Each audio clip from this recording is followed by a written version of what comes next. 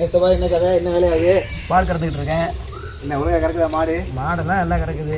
நம்ம எவ்வளோவுக்கு வந்து சப்போர்ட் பண்ணோமோ அந்த அளவுக்கு மாடு கிடக்கும். சரி, சப்போர்ட் பண்ணுற அளவுக்கு அதனுடைய வருவாய் தான் கம்மியாக வருது. வந்து நாங்கள்லாம் ஏதோ வாழ்வாதாரத்துக்காக அதை பயன்படுத்திக்கிட்டு இருக்கோம். சரி. ஆமாம், ஏதோ கிடைக்கிறத நம்ம உழைப்புக்கு தகுந்த ஊதியம் கிடைக்காது. அதே இது ஒரு வேறு வழியும் இல்லை. நீங்கள் மாடு வளர்ப்பீங்க, ஆனால் தீவன செலவுக்கும் பால் உற்பத்திக்கும் சரியாக இருக்கும். உங்கள் கையில் காசே நிற்காது.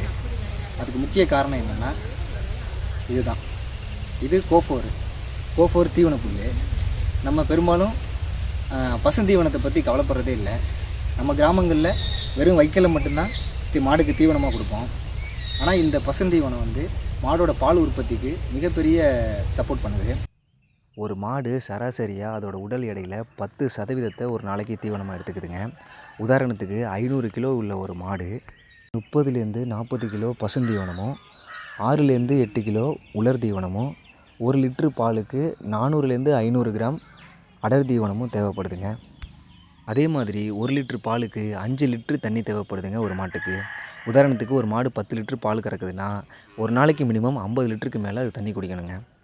12 - 13 மணி நேரம் ஓய்வும் தேவைப்படுதுங்க. இந்த நேரத்தில் தான் சாப்பிட்ட உணவை முழுசாக அசை போட்டு உடம்புல சத்துக்களை உறிஞ்சப்பட்டு அது சாணமாக வெளியேற்றுற வரையும் இந்த ப்ராசஸ் நடக்குங்க. நாம் கொடுத்துருக்க இவ்வளவு உணவும் முழுசாக மாட்டுக்கு போய் சேர்ந்துருக்கிறதாங்கிறத அதோட சாணத்தோட தன்மையை வச்சே தெரிஞ்சுக்கலாங்க.